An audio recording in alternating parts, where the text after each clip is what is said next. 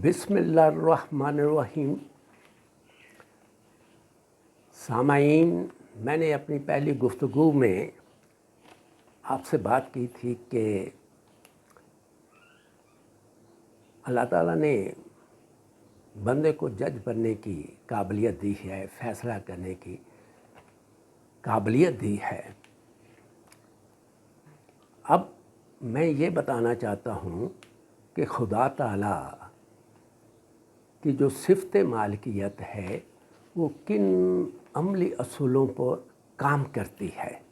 تو خدا تعالیٰ کا سب سے پہلا اصول یہ ہے کہ جس چیز کے بارے میں وہ فیصلہ کرنا چاہتا ہے، جو بھی معاملہ ہے اس کے بارے میں وہ فیصلہ کرنا چاہتا ہے، تو اس چیز کے بارے میں وہ تمام پہلوؤں کو دیکھتا ہے اور پھر وہ فیصلہ کرتا ہے، اور وہ فیصلہ بے جان نہیں ہوتا۔ تو اسی طرح بندے کو بھی چاہیے کہ جب وہ فیصلہ کرے تو ہر معاملے کی جو گہرائی ہے، ہر چیز، ہر پہلو کو وہ دیکھے اور پھر وہ اس کے مطابق فیصلہ کرے۔ اس طرح سے جو صفت مالکیت جو ہے وہ اس کے اندر جذب ہوگی اگر اس کے مطابق وہ چلے گا، یا وہ دیکھنا چاہتا ہے کہ اللہ تعالیٰ کی صفت مالکیت میرے اندر جو جلوہ گر ہو۔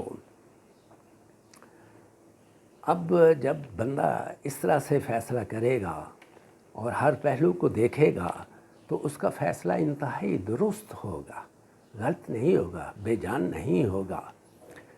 تو آپ نے دیکھا ہوگا کہ اگر ظاہر طور پہ دیکھا جائے تو خدا کے قضاء میں اور بندے کی قضاء میں بڑا فرق ہے فیصلہ کرنے میں۔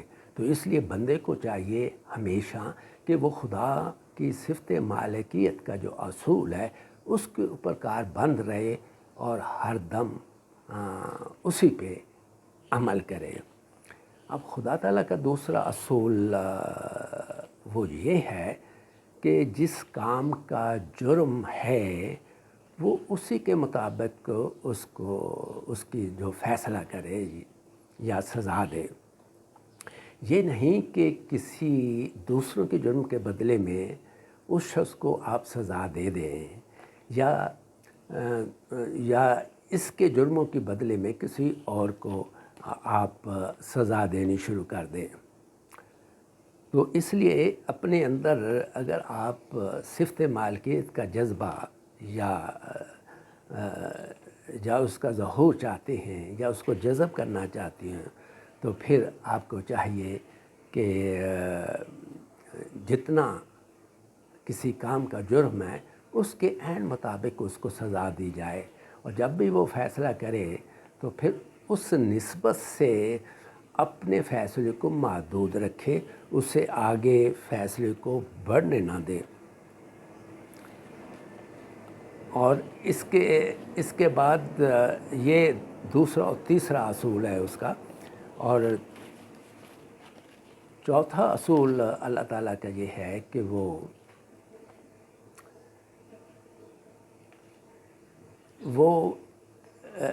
جس قدر کسی کا جرم ہو، جس قدر کسی کا جرم ہو اتنی ہی اسے سزا دی جائے۔ مثلاً مالک کو بھی چاہیے یا بندے کو بھی چاہیے کہ وہ بھی ایسا ہی کرے، نہ کہ اگر کسی نے آپ کو گالی دے دی، برا بھلا کہہ دیا، اور آپ ناراض ہو گئے اور آپ کے دل میں خواہش پیدا ہوگی، یہ خواہش کہ میں اس کا ساڑ پھوڑ دوں یا اس کو میں قتل کر دوں، تو چونکہ اس نے جو جرم کیا ہے وہ تو گالی دی ہے آپ کو، اس کا جرم ہے۔ تو خدا تعالیٰ بھی اسی طرح جو ہے بندے کو سزا دیتا ہے کہ جس قدر اس کا جرم ہوتا ہے، اور جرم کے مطابق ہی سزا دینی چاہیے، یا اس چیز سے متعلق رائے آپ کی قائم ہونی چاہیے۔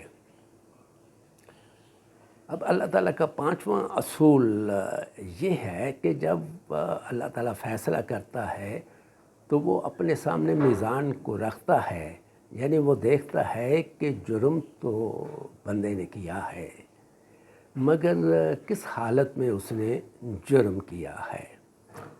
تو اس چیز کو وہ مد نظر رکھتا ہے۔ مثلاً کسی نے روٹی چوری کر کے کسی کی کھا لی، یہ اس کا جرم تو ہے، لیکن اس کو دیکھنا چاہیے جیسے کہ خدا دیکھتا ہے کہ اس نے کس حالت میں جرم کیا ہے۔ تو بندے کو بھی چاہیے کہ اس نے اگر روٹی کھائی یا چوری کر کے، یہ جرم تو اس کا ہے، یہ دیکھے کہ کیا وہ بھوکا تھا، اس کے پاس وسائل نہیں تھے، اگر وہ روٹی نہ کھاتا تو بھوک سے مر جاتا۔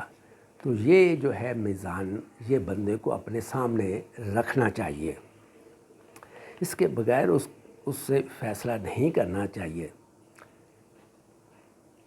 تو خدا بھی انسان کی کمزوری کو جب فیصلہ کرتا ہے تو مد نظر رکھتا ہے کہ اس کی کمزوری کیا تھی، کیا مجبوری تھی، کس حالت میں اس نے یہ جو ہے وہ جرم کیا ہے۔ اب میں چھٹے اصول کی طرف خدا تعالیٰ کے آتا ہوں کہ کسی کے خلاف جو ہے اللہ تعالیٰ کسی صورت میں سفارش نہیں سنتا، وہ خود اپنا فیصلہ کرتا ہے۔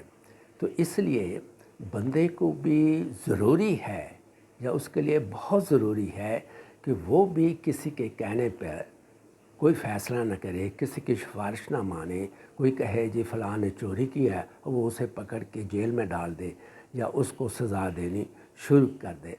تو خدا تعالیٰ نے آپ کو جج بننے کی اہلیت دی ہے، قابلیت دی ہے، اور فیصلہ کرنے کی آپ کو قوت عطا کی ہے۔ تو اس لیے آپ کو یہ اپنی جو قابلیت ہے، یہ جو صلاحیت ہے، اس کو استعمال کرنا چاہیے۔ جب آپ خود جج ہیں تو آپ کسی کے کہنے پہ کیوں کسی کو سزا دیتے ہیں؟ تو اس کے بعد میں 7ویں اصول کی طرف آتا ہوں جو خدا تعالیٰ نے اپنایا ہے، وہ ہے کہ مذکورہ بالا جو امور ہیں، جو معاملات ہیں، ان سب کو مد نظر رکھتا ہے، اور پھر وہ فیصلہ کرتا ہے۔ باوجود فیصلہ کرنے کے، اس فیصلے کے اندر جو رحم کا پہلو بہت زیادہ ہوتا ہے۔ تو رحم کا پہلو ہمیشہ اللہ تعالیٰ غالب رکھتا ہے اپنے فیصلے کے اندر۔ تو اس میں رحم کا پہلو بندے کو بھی رکھنا چاہیے، اور یہاں کہیں گنجائش نکل آئے تو اسے معاف کر دینا چاہیے۔ تو اگر کسی کی برائی آپ کو نظر آتی ہے اور وہ معمولی ہے، وہ ادنیٰ ہے، تو پھر اس کا آپ کو فیصلہ نہیں کرنا چاہیے، بلکہ اس کی نیکیوں کی طرف اس کو لوٹانا چاہیے کہ اس کی نیکیاں کیا ہیں، اور اس کو اس کی طرف منسوب کرنا چاہیے۔ اس کے ساتھ میں اپنی گفتگو کو ختم کرتا ہوں، اور آئندہ گفتگو میں آپ کو بتاؤں گا کہ اس صفت مالکیت کے حاصل ہونے میں کیا فائدہ ہے اور معاشرے کو کیا فائدہ پہنچ سکتا ہے۔ آپ کا بہت بہت شکریہ۔